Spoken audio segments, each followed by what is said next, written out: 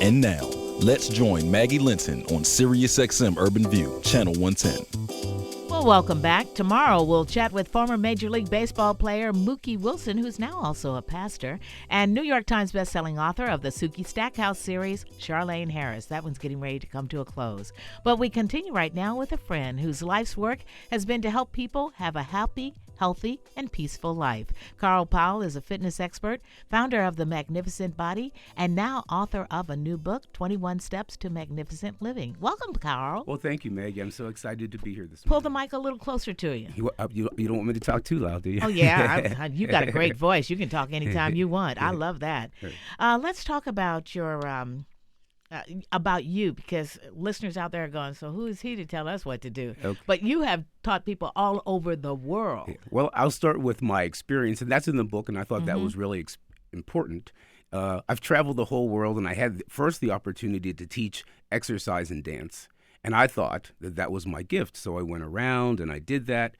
But as I did it, I realized I was doing more than teaching dance, just by the content of my character. I was always helping people and giving people advice and learning along the way. So as I realized that this was really a pretty neat thing that I was actually learning and sharing, I just started taking notes and writing everything down. So this is just kind of the culmination of all of the notes that I've taken over the last 25 years of all of the wonderful things that have taught me that life is cohesive and conclusive. Oh, okay. Well, you've got 21 steps. I'm not sure we're going to get through all 21 of them, but the first one is so true. Being responsible for yourself. And being responsible for life in general, because we either become the victor or the victim. Those are the two choices you get. And when you take responsibility, you can say, this is my part in the situation. It's really easy. A lot of times I have clients come in and they say, I don't know why the whole world is falling down on my head because I didn't do anything to deserve this. And I said, well, you did everything to deserve it. Let's break it down. And responsibility is your ability to respond when you break the word in half. So if you just say, if I can't change the situation, all I can change is the way that I feel about it. So realizing that I can come into any situation saying, this is how I feel, and if I hold on to that, nothing can get better or nothing can change because the situation is not going to change. And if I don't change my mind, we run into a roadblock. If I say, okay, this is what the situation is.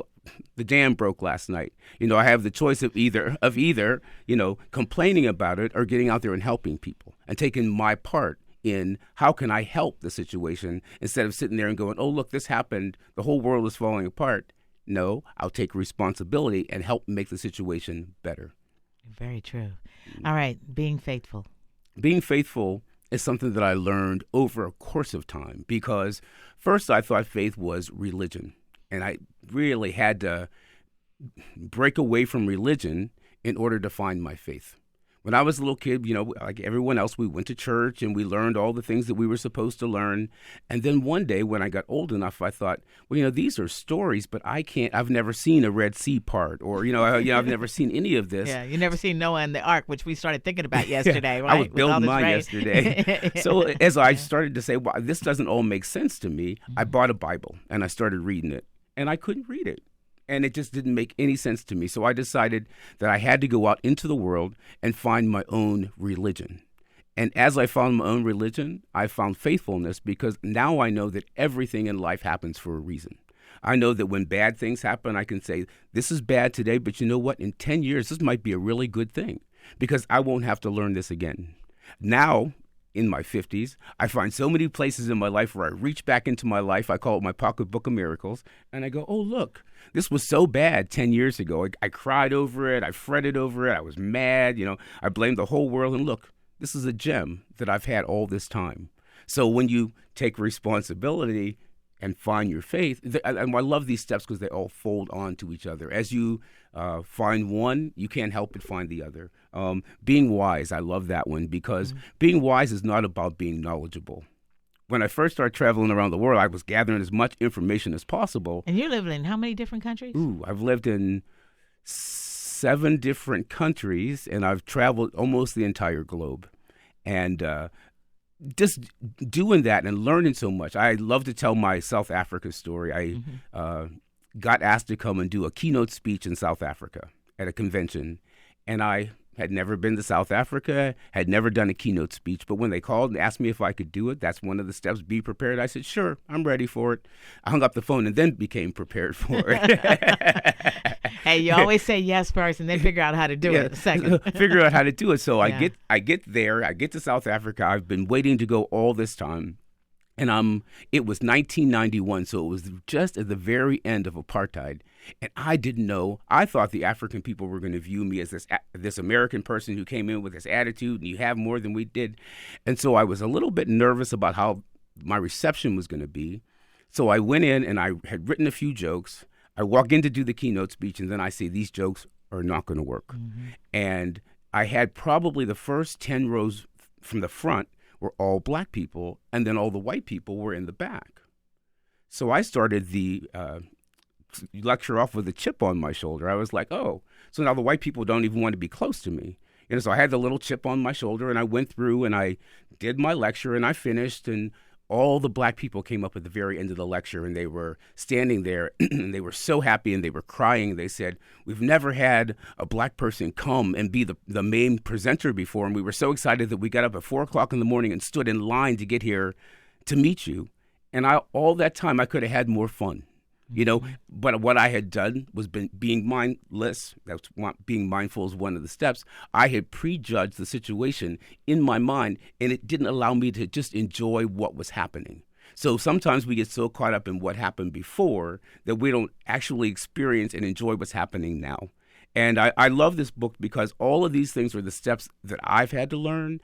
And I always say that if I could go back to being 21 and have that body that I had when I was 21, I always say I wouldn't do it because I didn't want to be that dumb. But if I could take this book with me, I'd go back and do it over again. All right. Once again, we're talking with fitness expert Carl Powell. If you have any questions or comments, want to add to the discussion, you're certainly welcome to. The number is 866-801-8255. Once again, 866-801-8255. We're talking about his book, 21 Steps to Magnificent Living. And it is, it's in a sense, it's kind of a memoir at the same time, isn't it? It just is what I learned by being stupid and allowing myself to be stupid, because we hold on to, we're always right. We can't be wrong. I talk about the first time I went to Holland, and when I was a little kid, my father owned a hardware store, and he sold Dutch boy paint. And on the little can, there was the little Dutch boy with the blue hat and the little shoes. Those little shoes, right? Mm-hmm. You know the shoes, right? Mm-hmm. And I used to sit there and look at the can and dream of going other places because I never knew anyone who ever went anywhere. So all I could do was basically create it. So I got a chance to go to Holland, and I was so excited. I get off the train. First thing I do is I run down to the marketplace, and I buy these big yellow wooden shoes, and I put them on, and I start walking down the street, and a Dutch guy stopped me and tapped me on the shoulder, and he said, "Those are for the garden." But I had created in my head a whole country where people had worn wooden shoes. But it's okay to be stupid. And when you're stupid, you learn. When you are always right, you don't grow from there. So I'm always looking for the places where I can grow. Mm-hmm. Even when you run into bad situations, what seems like a bad situation, find a way to be the benefactor, because there is a way. And when you're conscious of it, when you are taking responsibility, when you are in a place of forgiveness, because forgiveness is a big part of the book. Oh, amen. Because so often my clients come in and they have all of this stuff that they're not forgiving themselves for, or things in their life, and those are actually the blocks that are holding them back. People come to me and they say, I hate my thighs. And I say to them, try living without them for a day and then see how much you hate them. Because no, you hate what you feel about how you feel about them. So our responsibility piece is change the way you feel first, because nothing changes out of hate. If I walk up to you and I say, Maggie, I hate you, you're not going to want to change or be flexible for me. If I say to you, Maggie, I love you, but we can grow from there. So everything grows from love. Love is the key. When you realize that when I operate from a place of love, everything becomes easier. I can be more honest with you. I can be more honest with myself. I can forgive myself. I can forgive you. I can love you. I can love the person in the car behind me who's beeping the second that the light turns, because I can go, you know what? I realize that you're stressed out, and I'm going to let you flow on with that and not let it jump up on me. Because in life, you see it happen. You see somebody with a bad attitude, and they become contagious.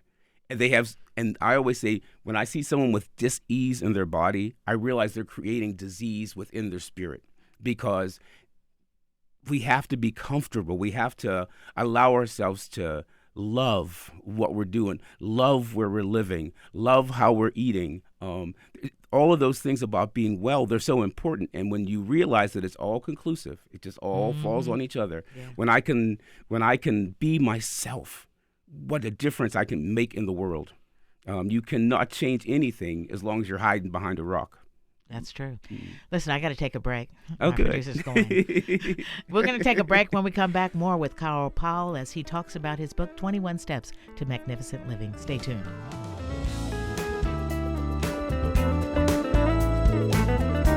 You're listening to the Maggie Linton Show on Sirius XM Urban View. We'll be right back.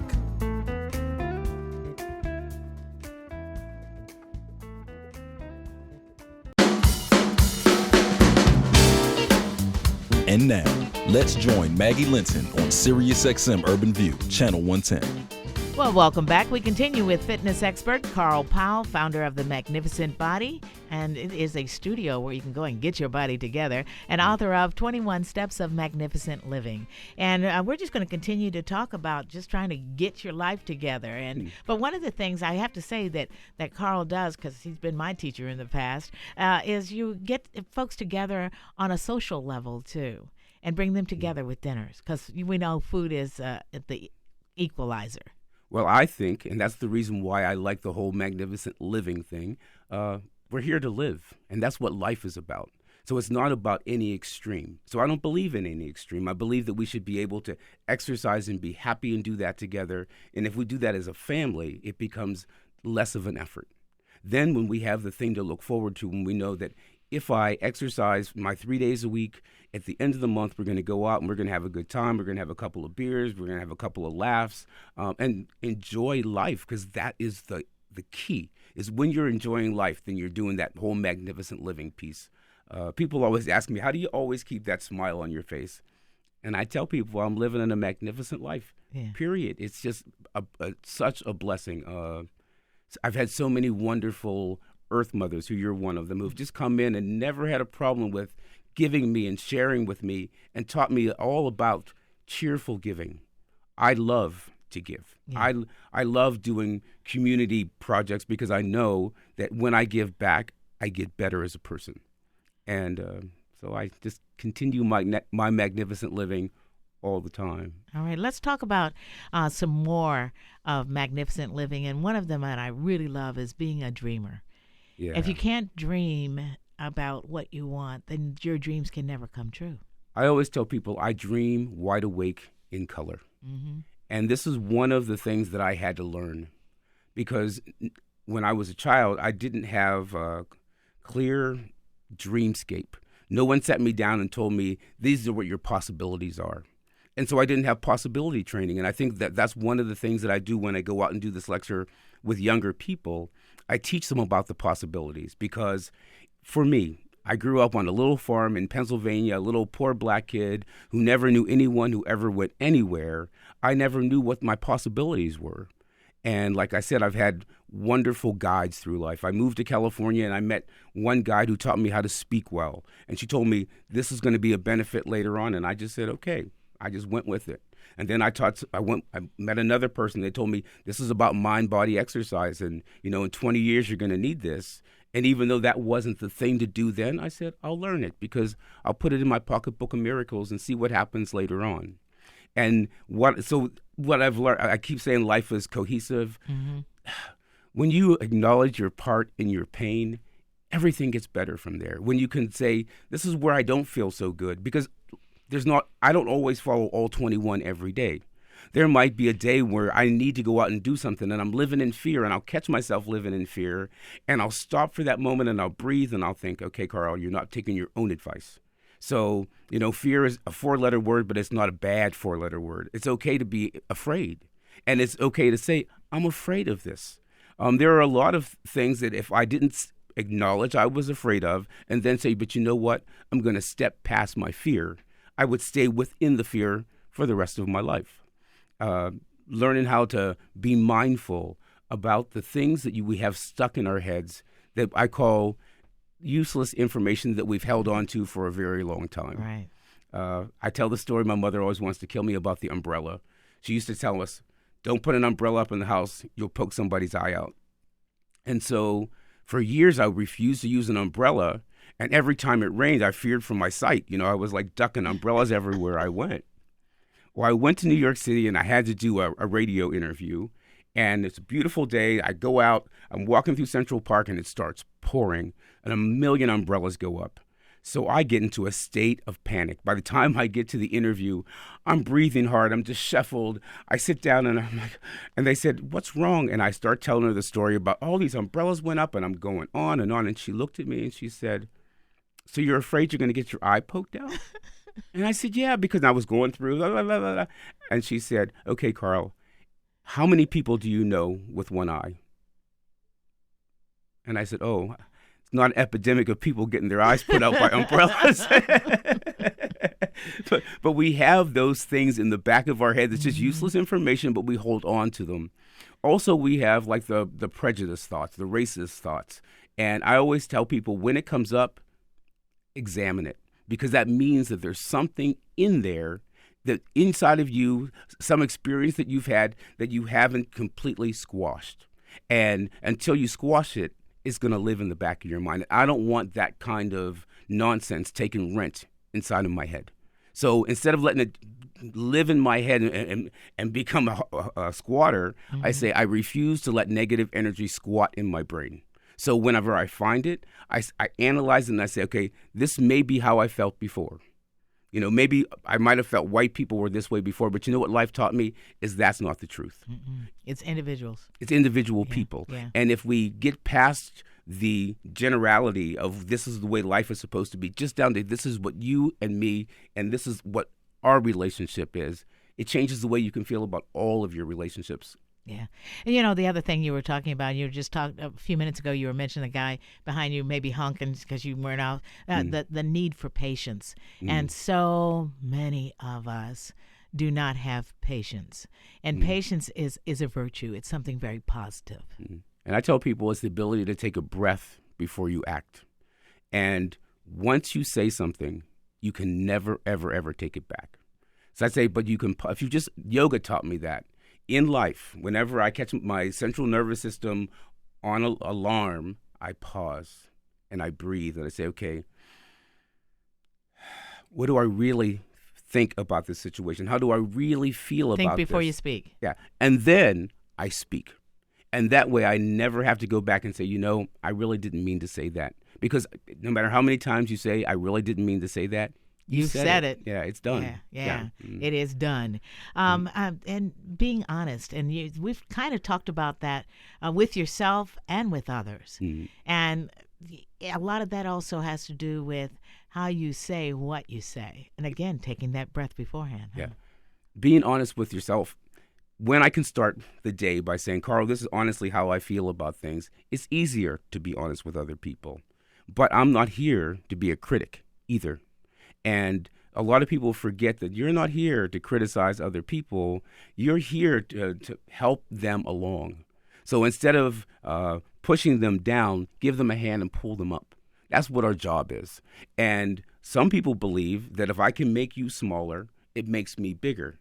But when I make you smaller, you know what it does? It limits my ability to grow. And I never want to limit your ability or my ability to grow, because I want the world, in essence, that's what magnificent living is, to be a better place. When you come from a magnificent place, when you feel empowered by life, then you go out and you empower the world. And that's my goal. My goal is to empower the world with my words. Yeah. Once again, we're talking with Carl Powell. He is a fitness expert, founder of The Magnificent Body, and author of 21 Steps to Magnificent Living. Let's keep on going down here. Be courageous. Be courageous. Just to let it go and do one thing every day that scares you. Because what's the point of the day? I catch myself in situations where I say, okay, I went to San Francisco and I have a friend that has a dog. And I'm a cat person. I'm not a big dog person. I don't not like dogs, but just not that comfortable with dogs. And we were walking through this beautiful area, and she said, "Oh, there's a dog park up here. Do you mind if we walk through?" So I got there, and I saw a bunch of dogs, and they were all loose and having a good time, and I thought, okay. Normally, I wouldn't want to necessarily walk through the dog park, but I wanted to Watch see. your step. I wanted to see what was on you. Watch your step and see what's on the other side. It was a beautiful experience. Everyone who had a dog had a story to tell about their dog, or I had one dog that was following me around, and I was like, "What's this dog want me?" This is a herder dog, and he thought he was herding me. I'm like, "Really?" So I learned some stuff while I was doing it, and we leave the dog park. I kind of have a smile on my face because it was more pleasurable than I had anticipated. We get to her house, and she says, "Well, I need to go somewhere. Could you drive me?" And we were in San Francisco.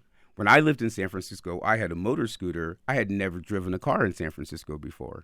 A lot of hills. Yeah, a lot of hills and, lots of people.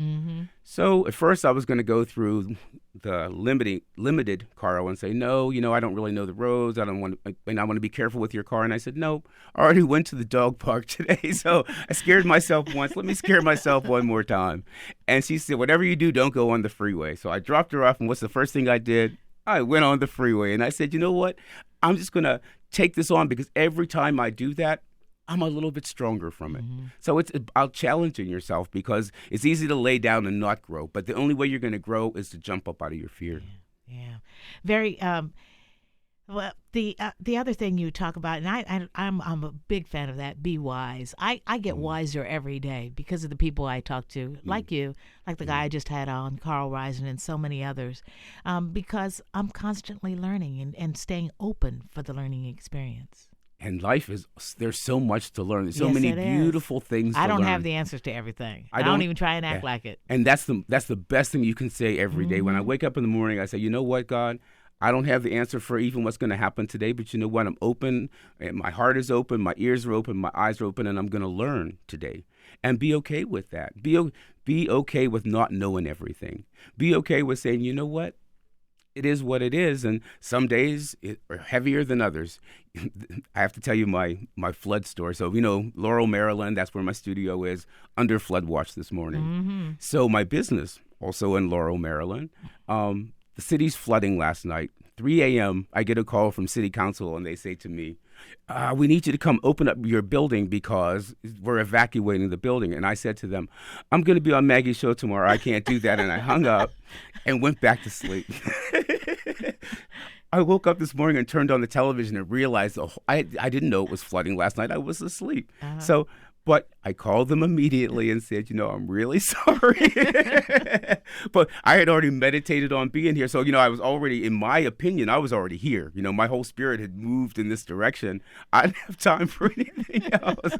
Or like Sweet Brown said, ain't nobody got time for that. Ain't nobody got time for that. Well, we want to thank you for coming in today because I tell you that a lot of positive thoughts have gone out there and you've been able to share. And it's a wonderful book, folks. And it is fitness expert Carl Powell, founder of The Magnificent Body and author of 21 Steps to Magnificent Living. The book and more can be found at his website, themagnificentbody.com. Or carlpowell.com. Or carlpowell.com. Let's keep it easy. Yeah, well, we are. You can. Carl's also on Facebook at Carl Powell. Exactly. And so I'm great. I haven't even told you about my new television show yet. So yeah, I got to come back. Okay. Carl will be back, folks. He's already told us that. Tomorrow, former Major League Baseball player Mookie Wilson, you know him from the 86 New York Mets, switch hitter he was, and New York Times bestselling author of the Sookie Stackhouse series, Charlene Harris. Lots to talk about with her as the series comes to a close. Thank you, Carl. Good seeing you. Oh, great to see you, Maggie. Always. You've been listening to The Maggie Linton Show.